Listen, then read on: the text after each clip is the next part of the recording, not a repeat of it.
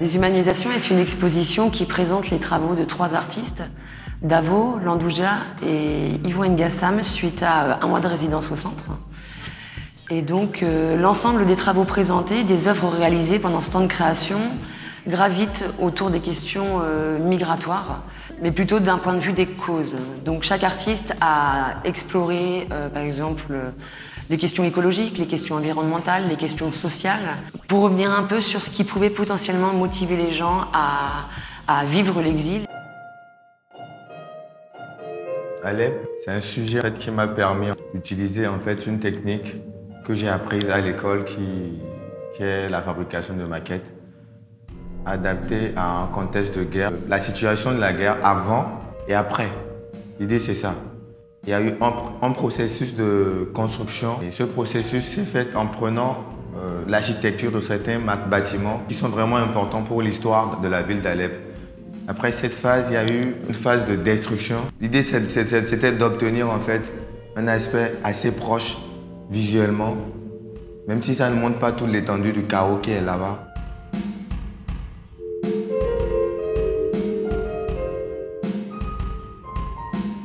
La première grille qui est au niveau du travail des maquettes, c'est un peu comme pour dire que les gens d'Alep qu'ils soient à l'intérieur d'Alep ou de la Syrie, ou même quand ils en sortent, ils vivent une situation comparable à quelqu'un qui vit dans une prison à ciel ouvert.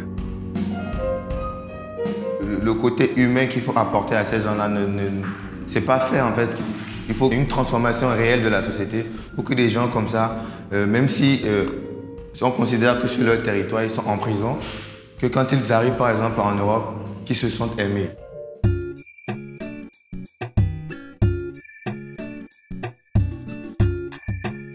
Mon projet s'appelle Transition. Transition, pourquoi? C'est par rapport un peu aux transitions écologiques, culturelles, environnementales qui traversent le monde actuel que j'ai essayé un peu de mettre le point sur ça, quoi. Par rapport aux thématiques environnementales, j'ai essayé de mettre le point sur le recyclage.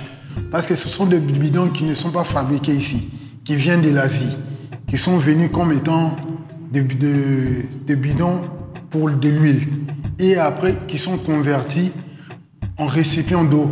Et après, qui sont convertis en vente de pétrole, gasoil.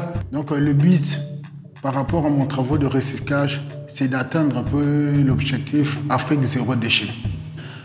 Par rapport aux problèmes socio-économiques, j'ai essayé un peu de parler un peu de l'immigration.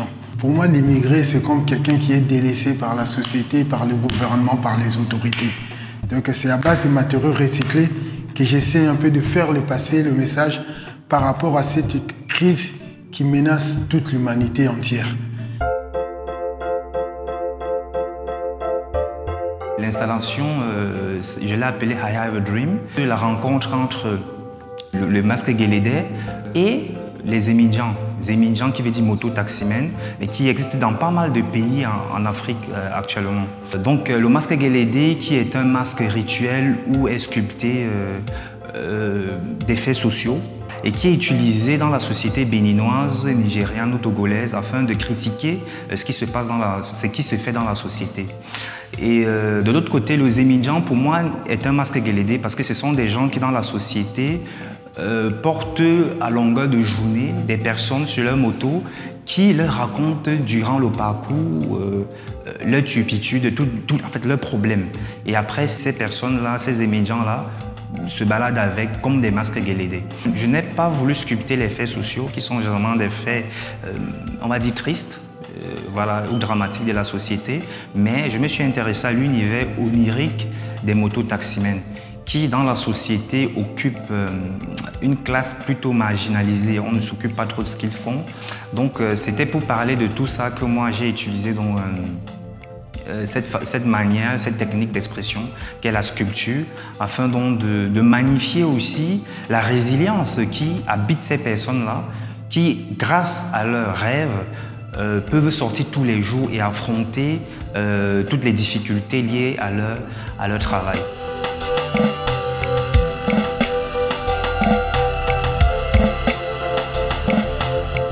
fait que certaines personnes vivent dans une certaine précarité, les autres les déshumanisent pour ne pas s'occuper d'eux, pour ne pas regarder leurs souffrances. Donc il était important pour moi dans ce travail d'aller sur le terrain, de côtoyer ces personnes au quotidien pour pouvoir être un peu leur porte-voix.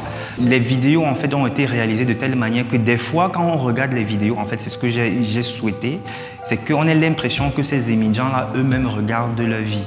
C'est pourquoi il y a ces images qui défilent tout au long de la vidéo en filigrane. Mais aussi pour les inviter à l'évasion, à des fois sortir de là, d'où je fais intervenir à la fin de chaque vidéo cette image qui est liée à la plage, à la mer, pour qu'ils s'évadent un peu de cette vie des fois très difficile qui est la leur.